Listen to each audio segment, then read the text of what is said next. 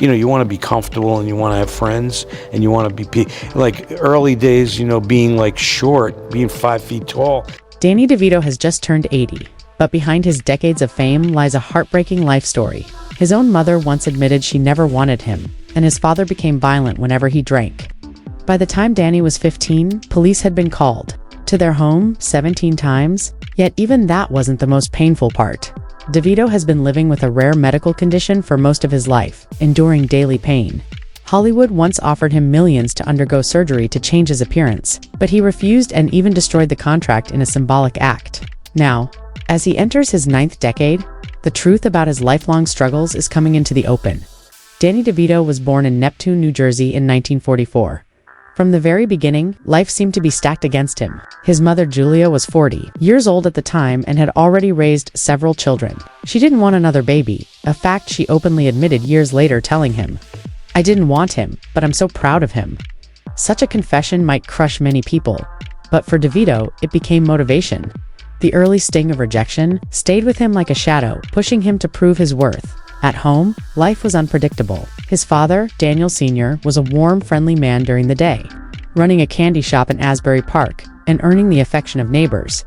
But when night fell and the alcohol began to flow, he became someone entirely different, angry, loud, and at times violent. Danny learned to spot the warning signs, the clinking of bottles, the change in his father's footsteps. Sometimes he would hide in closets. Other times he fled to the neighbors' homes. Between 1950 and 1955, police visits to the Devito household numbered at least 17. These experiences left lasting scars. And as an adult, Danny chose to stay sober. In 1992, he founded a program called Little Giants, which has since helped more than 15,000 children from troubled homes get the support they desperately need. By the age of 14, Danny knew he needed to escape his environment. His neighborhood was falling apart, heroin use was rampant, and 2 of his childhood friends had died before reaching 16. Determined to change his future, he focused on school, worked small jobs to save $237, and convinced his parish priest to speak to his parents on his behalf. His goal was to attend oratory prep school. He timed his request carefully, asking his father when he was sober and his mother when guilt over her earlier rejection was strongest. She agreed, and that decision may have saved his life. Out of the 12 friends from his childhood circle, only 3 survived to age 25. Without ending up in prison or addicted to drugs, there was another challenge. Devito had been born with Fairbanks disease, a rare genetic disorder that stunted his growth at 4 feet 10 inches. But the condition wasn't just about height. It caused chronic pain in his hips, knees, and back. In his 20s and 30s, he often endured pain levels of 6 to 8 out of 10.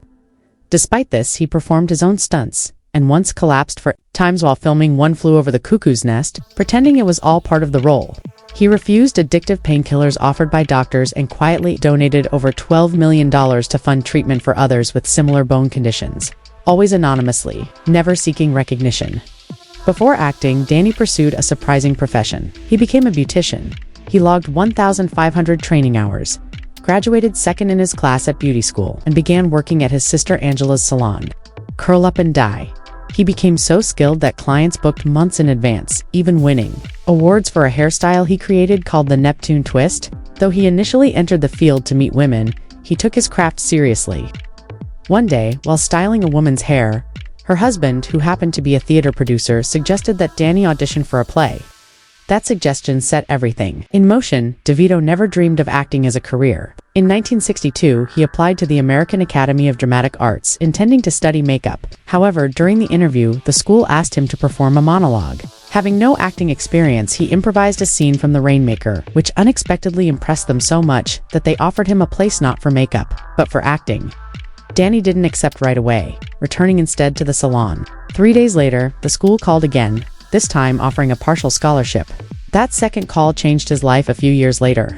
He was living in New York with a roommate none other than Michael Douglas. They shared a tiny roach-infested apartment with barely any heat, paying $75 a month in rent they could hardly afford. Douglas kept quiet about being Kirk Douglas's son. Their diet often consisted of canned beans and stale bread. Once they pooled their last $27 to print headshots and deliver them across the city, while Douglas began landing roles, Danny faced constant rejection, but their friendship endured. In the late 1960s, Devito endured a grueling struggle to break into Hollywood. Between 1967 and 1970, he auditioned 248 times and got just 3 small roles, earning under $800 total. To survive, he took odd jobs, parking cars, standing still as a mannequin in a clothing store, and cleaning cages at the LA Zoo for $1.85 an hour. He even read lines to chimpanzees to keep his acting skills sharp. At times, he lived in his old VW Beetle, showered at the YMCA, and ate at soup kitchen stories he kept to himself for decades. Hollywood agents urged him to change his appearance. Some suggested painful leg-lengthening surgery. Others recommended facial reconstruction. One studio even offered what would be close to $1 million today to make the changes. Danny refused outright, going so far as to burn the contract. In a beach bonfire, "I'd rather be a first-rate version of myself than a second-rate version of someone else," he told a casting director. His early roles paid very little. His first off-Broadway show brought in just $25 a week, so he worked overnight shifts at a printing press to pay rent. During one show, he battled depression and nearly quit acting altogether. His first movie role paid just over $200, and he contracted pneumonia after filming in freezing water sleeping in a barn to save money. In 1972, his father became ill, and when he passed away, Danny was devastated. He considered abandoning acting entirely, even applying for a postal service job. But on the very day he received the job offer, the phone rang. It was an audition for One Flew Over the Cuckoo's Nest. That opportunity changed everything. Michael Douglas, his former roommate, happened to be producing the film. Even more remarkably, Danny had already played the character of Martini in a stage version years earlier, so he was fully prepared. Filming took place in an actual mental hospital with real patients appearing as extras. The intense environment brought authenticity to his performance. Though his screen time amounted to just 5 minutes and 52 seconds, he made a lasting impression. Director Milos Forman championed him even when the studio pushed for a bigger name. The film swept 5 major Oscars, and while Devito wasn't nominated, he was officially on the Hollywood map in 1978. He took a risk that many thought would end his career, turning down 3 film roles to audition for a television sitcom called Taxi. His agent and industry insiders warned that moving from film to TV was professional suicide. But when Danny read the script, he knew he had to play Louis De Palma for his audition. He performed a 7-minute monologue that stunned everyone. ABC executives hesitated because of his height, but creator James L. Brooks threatened to quit if they didn't hire him. Danny didn't negotiate for more money. Even though the role paid 40% less than others, he signed immediately. Before Taxi, Devito had been rejected from nearly 200 auditions in 3 years, often told he was too short or too unusual for leading roles. But within 8 episodes of Taxi, he became a sensation, receiving over 11,000 fan letters and unheard of. Number 4, a supporting character. Louis De Palma was rude, mean, and unapologetically awful, and audiences loved him. The network's censors received 3 to 5 complaint letters for every episode he appeared in. Devito prepared for each scene by quietly listing everyone who had ever rejected him, channeling that energy into his performance. It worked. By 1,980, 93% of Americans could recognize Louis De Palma by voice or silhouette alone. His undersized dispatch booth became one of the most iconic TV sets in history. Awards soon followed. In 1980, he won a Golden Globe, and in 1981, he took home an Emmy. His Emmy acceptance speech was just 12 words.